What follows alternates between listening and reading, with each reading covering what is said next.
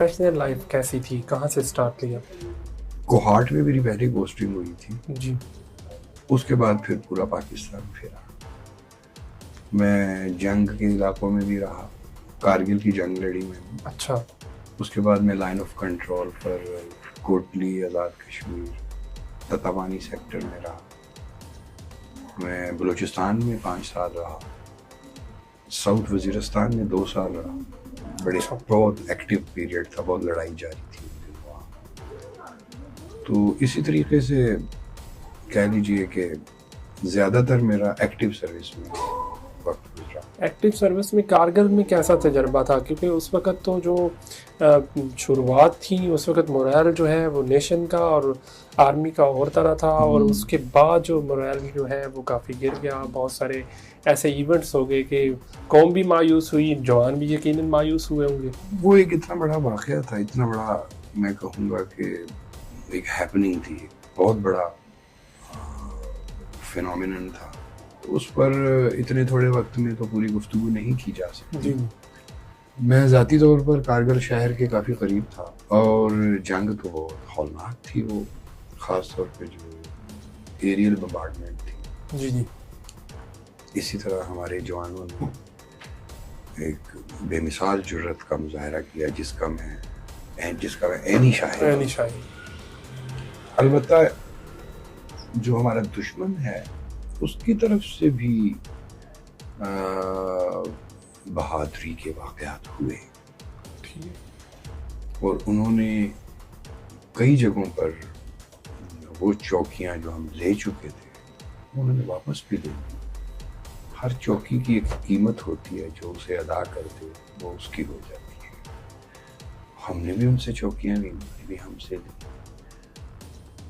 मैं एक वाक़या सुनाता हूँ आपको कारगिल का। जब मैं शुरू के दिन थे, बिल्कुल आगाज़, मैं चार्ज लेने के लिए गया जी।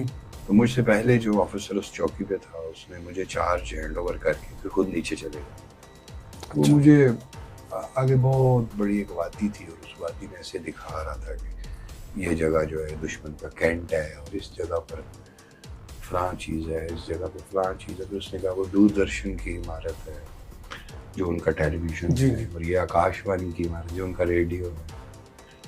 फिर उन्होंने कहा कि देखिए एक छत चमकती हुई आपको नजर आ रही है, इस पे गोला नहीं गिरना चाहिए। मैं आर्टिलरी का ऑफिसर, तोपखाने जी जी।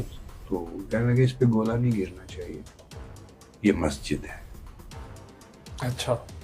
फिर कहने लगे कि उसी मस्जिद से अगर आप थोड़ा राइट देखें, उसी मस्जिद से थोड़ा राइट देखें, थोड़ा पीछे देखें, एक और आपको खुला अहाता नजर आ रहा है, और उसके ऊपर एक झंडा सा नजर आ रहा है। इस पे भी गोला नहीं गिरना चाहिए, ये मंदिर है। क्या खूबसूरत बात है। तो मुझे ये बात बहुत अच्छी लगी कि इबादत खाने हों, किसी के भी हों, जंग में भी उनकी हुर्मत और उनकी हिफाजत का दोनों तरफ से ख्याल रखा जाना चाहिए। और ऐसी अखलाकी तरबियत हमारी फौज की है कि वो गोलाबारी में भी ये ध्यान रखे कि कहीं किसी की इबादत गाह को नुकसान न पहुंचाए।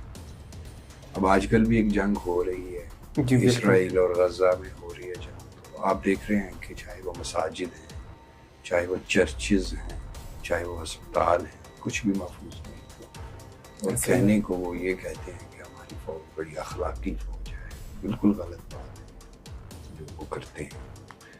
उन्होंने बच्चों, बूढ़ों, हरबी, गैर हरबी का इम्तियाज रवा ही नहीं रखा, और बड़ी अफसोसनाक